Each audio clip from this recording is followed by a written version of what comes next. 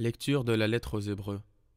Frères, le Christ est le médiateur d'une alliance nouvelle, d'un testament nouveau, puisque sa mort a permis le rachat des transgressions commises sous le premier testament. Ceux qui sont appelés peuvent recevoir l'héritage éternel jadis promis. Car le Christ n'est pas entré dans un sanctuaire fait de main d'homme, figure du sanctuaire véritable. Il est entré dans le ciel même, afin de se tenir maintenant pour nous devant la face de Dieu. Il n'a pas à s'offrir lui-même plusieurs fois, comme le grand prêtre qui, tous les ans, entrait dans le sanctuaire, en offrant un sang qui n'était pas le sien.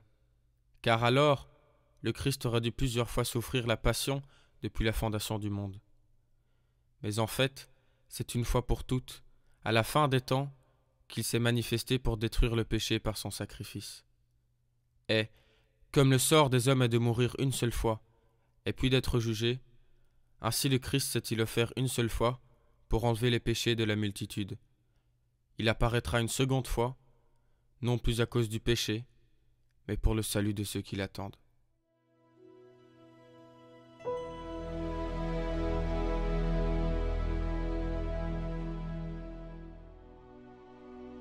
Chantez au Seigneur un chant nouveau, car il a fait des merveilles.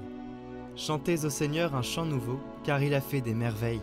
Par son bras très saint, par sa main puissante, il s'est assuré la victoire. Le Seigneur a fait connaître sa victoire et révélé sa justice aux nations. Il s'est rappelé sa fidélité, son amour, en faveur de la maison d'Israël. La terre tout entière a vu la victoire de notre Dieu. Acclamez le Seigneur terre entière, sonnez, chantez, jouez. Jouez pour le Seigneur sur la cithare et tous les instruments. Au son de la trompette et du cor, acclamez votre roi, le Seigneur.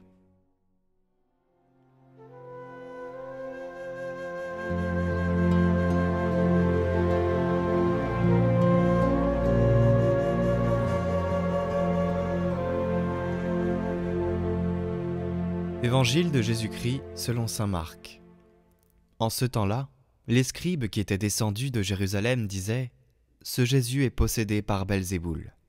C'est par le chef des démons qu'il expulse les démons. » Les appelant près de lui, Jésus leur dit en parabole « Comment Satan peut-il expulser Satan ?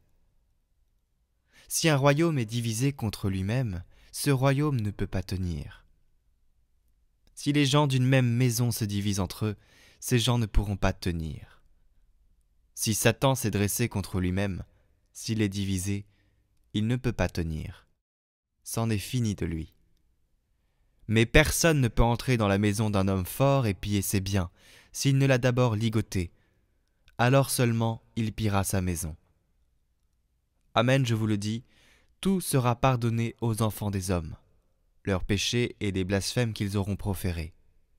Mais si quelqu'un blasphème contre l'Esprit Saint, il n'aura jamais de pardon. Il est coupable d'un péché pour toujours. Jésus parla ainsi parce qu'ils avaient dit « Il est possédé par un esprit impur ».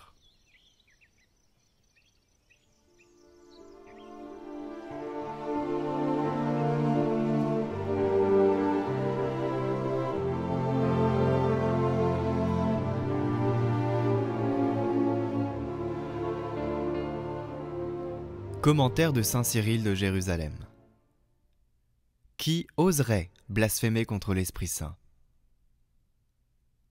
Crois au Saint-Esprit, vénère-le tout comme tu as appris à vénérer le Père et le Fils, et ne suis pas ceux dont l'enseignement le dégrade. Sache-le donc, le Saint-Esprit est unique, indivisible, très puissant. Il multiplie ses actions sans être pour autant lui-même partagé. C'est lui qui connaît les mystères, qui scrute toutes choses, même les profondeurs de Dieu. Lui qui est venu sous forme de colombe sur le Seigneur Jésus-Christ. Lui qui fut le nerf de la loi et des prophètes. Qui maintenant encore, le temps du baptême venu, marque ton âme de son sceau. Toute la nature intelligente a besoin de sa sainteté.